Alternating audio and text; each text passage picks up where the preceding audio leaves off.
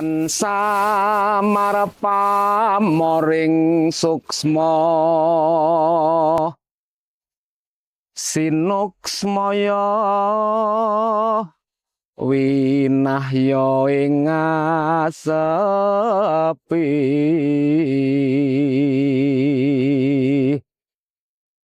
sinimpen telenging kalebu pambukaning warana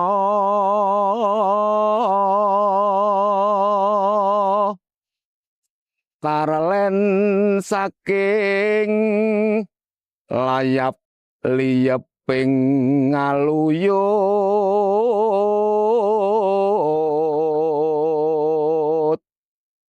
pindha pesating supena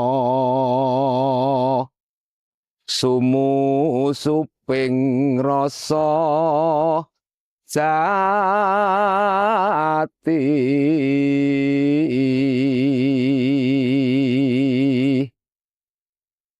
mangkono ngilmu kang nyata sanyatane mung weh reseping ati bungah hingaranan cupluk sukeng tias yen den hina aja kaya si pengung anggung kumunggung hukungan sadina-dina aja mangkono wong urip.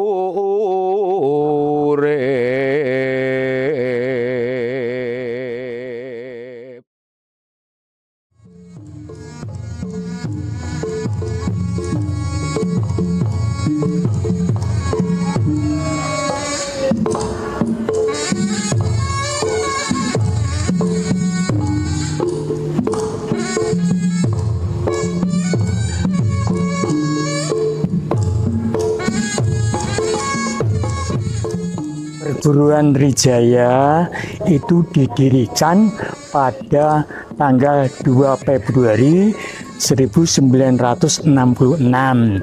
Waktu itu namanya PPSN, Persatuan Pencak Silat Nasional.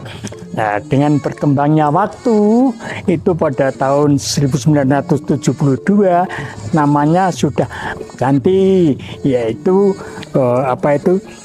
Seni Bela Diri Perguruan Trijaya. Seni Bela Diri Perguruan Trijaya Padepokan Argasonya. Sedangkan Perguruan Trijaya sendiri itu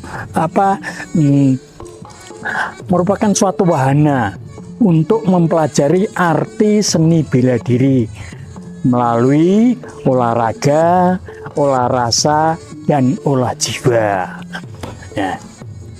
Landasan perguruan kami, Perguruan Trijaya, itu adalah berbakti kepada Tuhan, berbakti kepada orang tua, dan berbakti pada guru. Sedangkan dalam pelaksanaannya kami harus patuh pada hukum negara, hukum adat, dan hukum Tuhan. Itu harus patuh. Nah, selanjutnya dengan perkembangan waktu akhirnya sudah ganti lagi, yaitu mulai sekarang itu namanya Perguruan Trijaya Pusat Tegal. Nah, kami mempunyai padepokan yang pertama itu memang Padepokan Argasonya, tempatnya di Kota Tegal. Karena murid dari Perguruan Trijaya itu semakin lama semakin banyak, sehingga untuk melaksanakan aktivitas untuk para putra, kami kan siswanya kan namanya putra. Nah, makanya dikembangkanlah di Padepokan Wulan Tumanggal ini, yaitu sekitar tahun 1992 mulailah dibangun adanya Padepokan Wulan Tumanggal.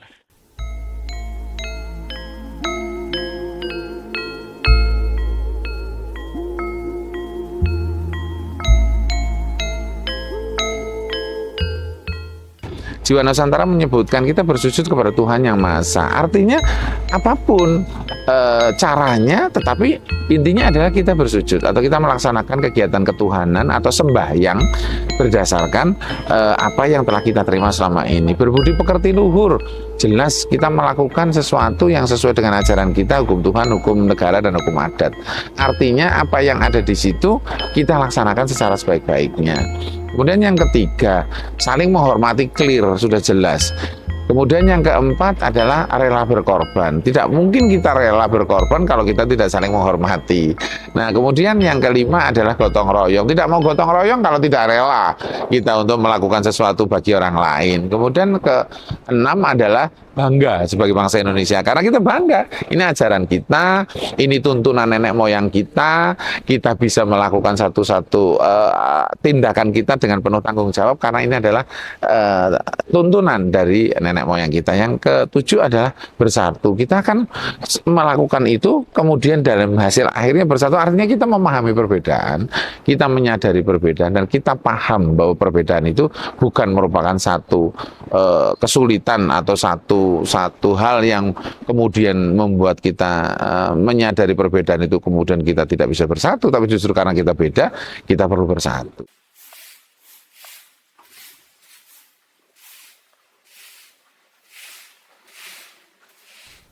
Mandarabaripat itu singkatan dari man, mengamankan, gitu, yang ada mengamankan, hara, memelihara, terus menambah, yang ada yang juga menambah, rifaat, melestarikan dan memanfaatkan yang melaksanakan mandarabaripat. Mulai nanti malam itu ya apa namanya ambengan ya, maka ya syukuran lah, itu bersyukur pada Tuhan Yang Maha Esa Gusti Ingkang Maha Agung yang sudah memberikan apa itu Padepokan Wulan Tumanggal sebagus ini, Mas. Kita bersyukur ya. Nah, selanjutnya untuk besok pagi itu para putra membersihkan, ya, mengamankan dulu ya, membersihkan, syukur bisa menambah. Nah, untuk pelaksanaan apa itu namanya mandarabaripat itu mulai dari Curug Wulan Tumanggal ya sampai kepada Sasono Wulan Tumanggal. Sasono Wulan Tumanggal ini, Pak. Ini Sasono Wulan Tumanggal. Ya, itu batasnya nanti ada di situ ya. Itu lengkap lah itu. Jadi, nah kami sendiri itu untuk menjaga ya, melestarikan dan sebagainya itu ya butuh pengorbanan. Nah, itu tiap daerah, misalnya dari daerah Jakarta, nah daerah mana itu Semarang, untuk besok pagi itu daerah Semarang itu ada apa itu penanggung jawab atau katakan koordinator penanggung jawab tentang pelaksanaan mandarabaripat. Jadi untuk yang namanya perguruan Trijaya Padepokan Argasonya itu sudah mulai ya, karena Argasonya walaupun sekretariatnya di sana ya secara formal itu, tetapi karena sudah jarang digunakan, maka diganti Perguruan Trijaya Pusat Tegal.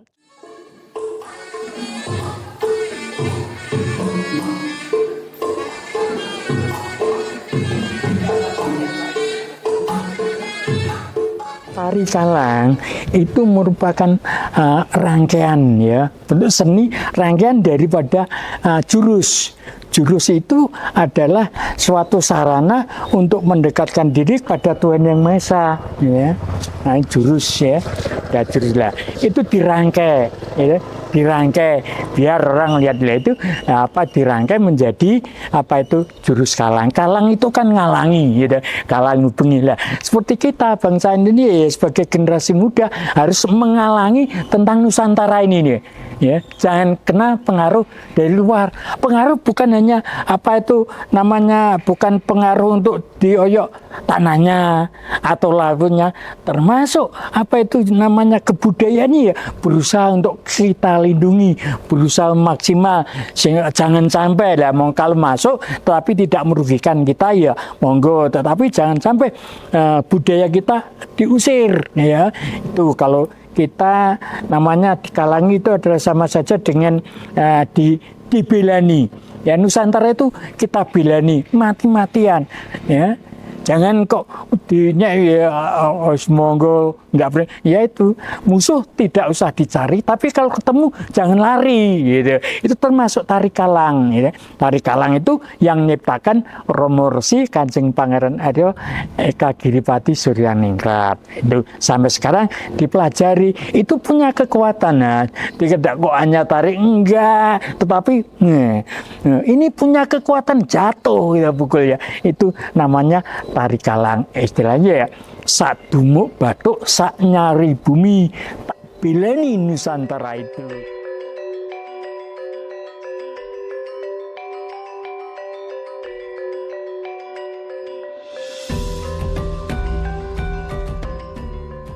Dengan pengalaman hidup ya, sebenarnya kalau kita melihat undang-undang perkawinan, posisinya tiga sebenarnya, mau liberal, mau konvensional, atau mau humanis. Kita punya persoalan sebenarnya dengan definisi perkawinan di Indonesia. Saya ini pelaku perkawinan campur dan hampir tidak bisa menikah. Peristiwa yang ada di Kabupaten Brebes yang ada hubungannya dengan hukum, sebab masalah ini kadang penghayat yang nyampe ke MK. Walaupun di MK kami dapat, tapi belum diterima di masyarakat. Jadi ada salah satu warga Sabtodana yang meninggal dikubur di pekuburan umum. Saya mengatakan pekuburan umum sebab pekuburan itu tidak dipajak. Pekuburan itu ada pekuburan umum, ada pekuburan keluarga. Nah, karena tanah tersebut tidak dipajak, otomatis tanah tersebut punya pemerintah. Berarti saya namakan pekuburan umum. Maka kadang penghayat dari Brebes, dari Sabtodarno dikubur di situ, tidak diterima oleh masyarakat dan pemerintah. Kehidupan sehari-hari itu masih banyak faktor sosial yang ada di internal kita. Di internal penghayat itu masih banyak hal-hal yang berbenturan. Misalnya anaknya penghayat, dia ikut bapaknya penghayat, pada saat mau kawin pacarnya bukan penghayat. Ya, bapaknya udah silahkan aja misalnya. Tapi mereka dua kan jadi masalah di dalam perjalanan. Kalau mereka tidak ada toleransi masing-masing yang kuat. Makanya mungkin masukannya adalah memang benar yang harus disosialisasikan adalah ya minimal birokrasi yang sampai tingkat level kelurahan. Karena saya mengalami setelah Pak Musman sebagai penghayat perorangan dari kepribadian tersebut bisa merubah KTP di Depok, dan setelah beberapa bulan kemudian teman-teman perjalanan bisa melakukan itu di Bekasi. Kami mau mendefinisikan ruang aman keluarga tanpa lagi melihat sekat budaya dan sekat agama. Karena dua sistem pencatatan di negara ini, yaitu pencatatan kependudukan dan catatan sipil. Penguatan itu artinya semakin negara bisa menghargai, mereka ada secara administrasi. Undang-undang ya, PP itu dari pemerintah sudah ya secara terus itu sudah betul-betul membela penghayat kepercayaan terhadap Tuhan Yang Maha Esa dengan diunculnya memberi kemudahan KTP dan lain sebagainya. Itu sebetulnya adalah kedaerahan, Mas. Artinya apa? Antara daerah yang satu dengan daerah yang lain kadangkala penerapannya itu nggak sama, gitu. Ada yang lancar, gitu. Ada yang urung mudeng, urung paham, sehingga tidak bisa melayani kadang kami yang ada di di wilayah dekat. Kalau kami ya jujur seperti KTP itu ya sudah di ganti PPM itu ya. Nah, saya kan Kabid PPM ya. Itu nun sewu anggota kami sudah 99% sudah KTP-nya sudah penghayat kepercayaan terhadap Tuhan Maha Esa. Kalau bagi kami selama ini negara sudah cukup baik, meskipun masih harus diakui masih banyak hal yang belum memenuhi apa yang diharapkan oleh kami. Tetapi kalau kami mengatakan bahwa negara tidak hadir, tidak, negara hadir dengan kapasitas yang belum sepenuhnya. Jadi hak-hak yang sudah kita terima sudah relatif baik. Namun demikian, kita memang perlu menekankan kembali pengertian kepada saudara-saudara kami yang mungkin belum memahami bahwa kami bukan yang paling asli dalam tanda kutip ya, tetapi kami adalah orang atau warga negara Indonesia yang melaksanakan hak-hak ketuhanannya dengan cara yang telah disampaikan, diberikan, ditularkan dari para nenek moyang kepada kita.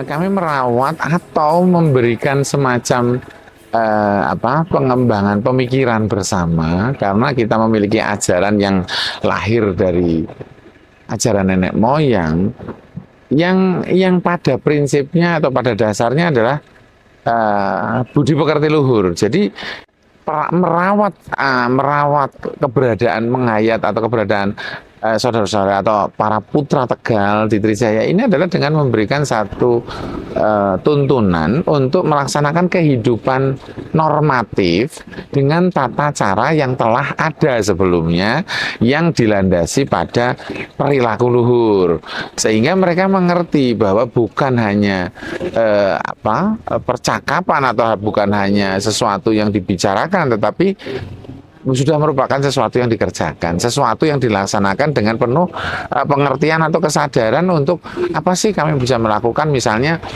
saling menghormati seperti yang kita miliki, misalnya jiwa Nusantara. Persoalan timbul justru karena tidak mengertinya saudara-saudara kita tentang apa yang kita kerjakan.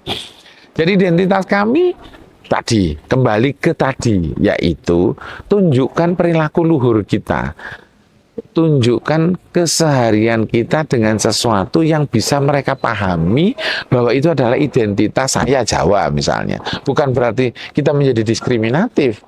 Justru karena saya Jawa, saya mengerti saya berbeda dengan saudara-saudara saya di Kalimantan, misalnya di Dayak misalnya, atau di beberapa komunitas di Sumatera, atau mungkin di Irian ya.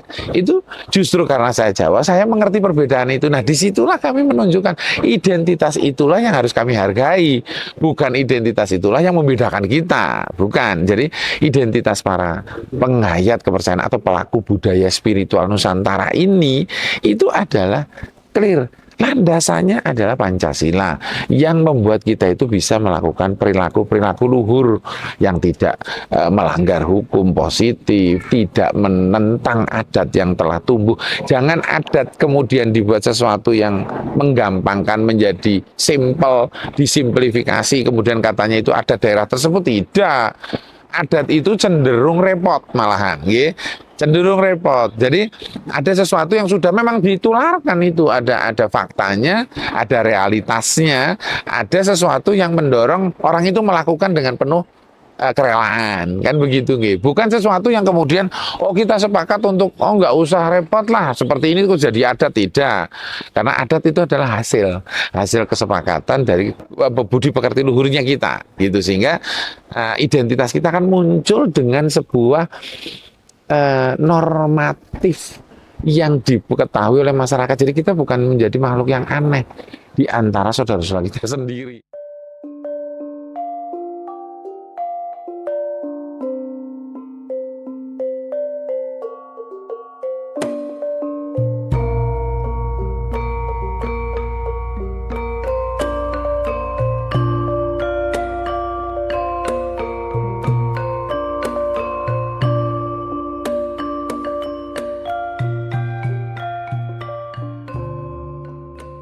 Ya, PR kita ke depan berkaitan dengan putusan MK di tahun 2017, walaupun judicial review-nya diajukan di tahun 2016, diputuskan tahun 2017, walaupun itu sudah memberi ruang gerak pada penghayat, penganut aliran kepercayaan dan kategori penghayat, identitas penghayat bukan hanya sempit di aliran kebatinan, aliran kepercayaan saja, tetapi sudah masyarakat adat. Buat saya yang pertama dilakukan adalah konsolidasi ke dalam sendiri tentang siapa yang ditunjuk oleh atau kepercayaan ini menunjuk pada apa dan siapa, dalam artian siapa yang menganut.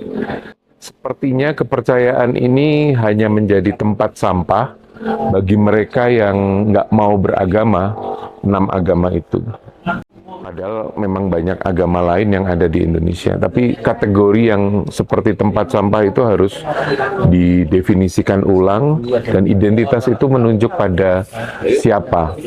Itu yang buat saya pertama harus dirumuskan. Kedua adalah sebenarnya yang harus dilakukan ketika kepercayaan sudah diatur bersama dengan agama, harus ada secara administratif kependudukan, pencatatan.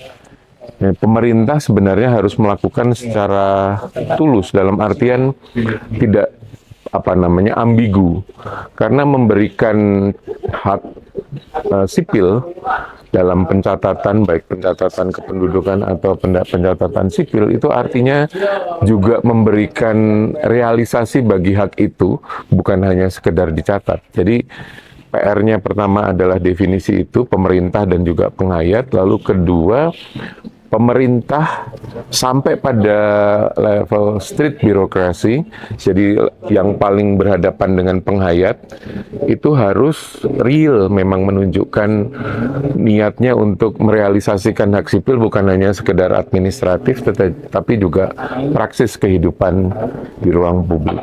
Buat saya itu. Nah, sebenarnya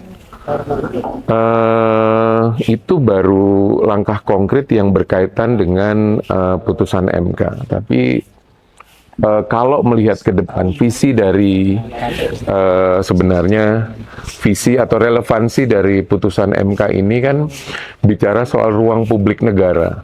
Ruang publik negara yang harusnya lebih multikultural, lebih kemudian bisa menjadi tempat bagi hidup bersama orang-orang dengan berbagai identitas, dalam hal ini identitas agama dan kepercayaan. Jadi buat saya negara harus dalam bidang ini, karena ini ada kaitannya dengan bagaimana forum internum yang menjadi dieksternalisasi di ruang publik. Pemerintah harus tidak menyikapinya dengan paranoia, karena ini berkaitan juga dengan hak sipil dan kemudian bagaimana negara menjamin, menyediakan dan juga menggaranti bahwa itu tetap diberikan. Karena pada akhirnya kalau negara tidak melakukan itu akan menjadi senjata atau backfire buat negara. Negara menjadi semakin kuat ketika negara melihat bahwa unsur yang terkecil, warga negara, itu dipelihara, diperhatikan. Karena negara masih punya paradigma bahwa saya punya kekuasaan, sehingga negara bisa mengeksploitasi warga negara untuk quote-unquote menyembahnya. Jadi masih paradigma yang bahwa kekuasaan ada di atas tapi tidak tersebar luas. Buat saya itu. Jadi yang pertama soal langkah konkret dari pemerintah dan penghayat, tapi terutama pemerintah. Saya bicara pemerintah karena bukan negara karena pemerintah sudah berkaitan dengan eksekusi realnya di lapangan administrasi dan birokrasinya. Terus punya inisiatif untuk meninjau kembali definisi tadi, definisi kepercayaan, siapa penganutnya. Jangan kemudian hanya sekedar menunjuk dengan kategori formal, tetapi kategori yang lebih substantif dan lebih inklusif.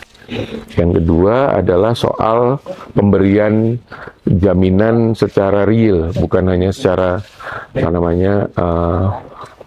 formal saja atau administratif. Jadi yang paling konkret adalah pertama melihat definisi, mengartikan kembali secara multikultural dan inklusif. Kedua, lebih konkret dan lebih realistik memberikan hak itu.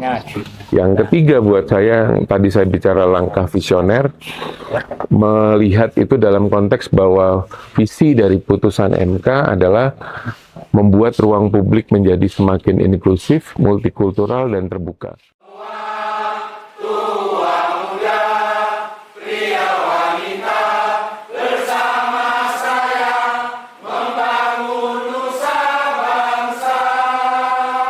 Kami dari klaster sosiologi hukum, pusat kajian sosiologi hukum, ini fokus pada isu-isu terkait dengan kebebasan beragama. Persoalannya adalah meskipun ada putusan MK tahun 2017 yang sudah menjelaskan bahwa frasa ketuhanan yang Maha Esa itu termasuk juga diartikan sebagai kepercayaan. Di dalam praktek itu tidak serta-merta itu langsung bisa hak-hak warga. Ya, hak-hak warga terkait dengan kebebasan dia di dalam memilih kepercayaannya itu tidak otomatis. Banyak persoalan-persoalan yang terkait dengan misalkan saja terutama pada administrasi. Ya, persoalan bagaimana penghayat kepercayaan ini bisa menjalankan peranannya di masyarakat, terutama juga bisa mengakses pada program-program pemerintah, ya, misalkan paling utamanya adalah KTP, lalu kemudian sampai menikah, bahkan sampai kemudian ketika ada yang meninggal, itu mereka mempunyai kendala. Oleh karena itu kemarin kami fokus pada menggali apa yang harus kita lakukan, kita advokasi untuk meningkatkan penguatan dari kepercayaan ini supaya negara lebih memiliki pada tingkat tataran aparat itu memiliki awareness terhadap hak-hak masyarakat, hak-hak warga negara terkait dengan kepercayaannya itu untuk mendapatkan akses yang sama seperti orang Islam, orang Kristen. Contohnya saja, tadi dari lahir sampai dia meninggal, itu mereka masih mengalami kesulitan, sehingga diperlukan kesepahaman antara masyarakat, aparat, atau penegak hukum, ya, untuk memiliki kesepahaman terkait dengan hak-hak konstitusi warga negara untuk semuanya. Jadi terkait dengan administrasinya, terkait dengan hak-hak dia terhadap pendidikan, tumbuh kembang orang, gitu ya, tumbuh kembang anak. Tapi juga selain itu, yang utama sekarang itu adalah perkawinan. Bagaimana perkawinan itu dicatat? Ini lalu kemudian ketika dia meninggal, dia tidak memiliki, bahkan banyak kasus-kasus yang terjadi ketika orang meninggal, warga penganut aliran kepercayaan, dia tidak bisa dikuburkan di pemakaman umum. Nah, ini yang menjadi persoalan, sehingga disinilah kami ingin mendalami masalah-masalah, dan dengan hasil ini kami berusaha untuk memberikan pemahaman kepada aparat, juga kepada masyarakat lebih luas, pentingnya kita untuk semakin bisa lebih menerapkan empati dan juga jangan diskriminatif. kanthi nyebat asma Gusti. Duh Gusti ingkang Maha Agung, Maha Welas, Maha Asih. Kawula Brayat Putra Tegal marasuhan wonten ngarsa paduka kanthi lila gawa leganing manah. Kawula ngaturaken agunging panuwun ingkang tanpa upami. Awit saking sih kawelasan paduka kanugrahan paduka adicara ing Hyang Nika Haninggih. Kami sangat mencintai, bahkan sangat bangga dengan Republik Indonesia ini sebagai negara yang kami lahir dan akan mati di sini. Oleh sebab itu, harapan udah pasti, permintaan, permohonan, atau katakanlah dorongan kepada para pihak, para pemangku kepentingan, stakeholder kami ini agar kembali mendukung kami dengan langkah nyata. Jadi masalah jangan sampai kita diketahui justru karena konfliknya, justru karena benturan-benturan dengan saudara-saudara kita yang lain, baru kemudian kita, oh itu. Nah ini kan satu hal yang terlambat. Nah harapan kami tidak hanya perguruan tinggi itu pasti, tapi kementerian lembaga yang jelas memiliki tugas pokok dan fungsi di situ. Kemudian apalagi aparat penegak hukum ya, yang meskipun kami juga kurang sreg dengan pakor pakem, tapi itulah yang bisa kita harapkan dari sana. Meskipun kita bahasanya diawasi, secara pribadi saya tidak setuju. Saya bukan orang yang berbahaya. Kami bukan orang yang sedang menciptakan satu situasi yang tidak baik. Tapi bahwa kemudian kami diawasi, kami mohon pada pemerintah, pada negara ini, sebagai tempat kami hidup, sebagai sebuah kenyataan bahwa kami adalah warga negara Indonesia. Sehingga hal-hal yang sudah terjalin dengan koordinasi ini silakan. Tapi bukan dalam konteks kami itu diawasi. Tapi lebih kepada didukung, didorong, atau kalau perlu kami dimotivasi untuk menjadi lebih baik lagi sebagai warga negara. Perdebatan sampai sekarang kan wacana nih, apakah terutama untuk KTP, bolehkah gitu ya, bolehkah dengan ada cuma cukup penghayat, atau bolehkah dengan nama identitas penghayatnya sendiri gitu, atau tidak usah sama sekali. Nah ini tergantung pada bagaimana negara ini akan menentukan gitu ya. Nah kan perdebatannya kemarin kan gini, kenapa harus menggunakan agama? Karena nanti kalau meninggal yang di tempat lain, kita masyarakat yang menemukan jenazahnya tahu dia beragama apa gitu. Tapi kan apakah cuma sekedar itu gitu? Karena kebebasan beragama bukan sekedar itu gitu. Itu bisa dicari dengan hal yang lain. Ini persoalannya sih ya. Jadi lebih pada bagaimana politik will dari negara. Hari ini kita nggak bisa mungkin banyak berharap pada negara. Tapi harapan bahwa negara ada lagi itu banyak. Kita masih berharap negara, karena hidup bersama nggak mungkin dikelola tanpa negara. Kita belum punya alternatif selain negara demokrasi. Kita tidak bisa berharap pada sistem yang teokratis, khalifah. Kita tidak bisa berharap pada sistem yang diktatorial, otoriter, militerisme, enggak. Kita bicara soal sebuah bentuk pengaturan hidup bersama yang demokratis, inklusif, partisipatoris, emansipatoris. Dan itu langkah konkretnya adalah merawat ruang atau forum internum tadi, dan itu hidup batinia yang dijamin oleh negara. Jadi buat saya relevansinya itu sama seperti doa menjadi kekuatan kita untuk bergerak. Kadang-kadang kita menyepelekan itu karena di sana menimbulkan harapan, dan harapan itu menjadi harapan menjadi kekuatan untuk bertindak. Tan Malaka tidak akan mengatakan terbentur dan terbentuk tanpa punya harapan dan cita-cita pada hidup yang egalitarian. Buat saya itu. Terima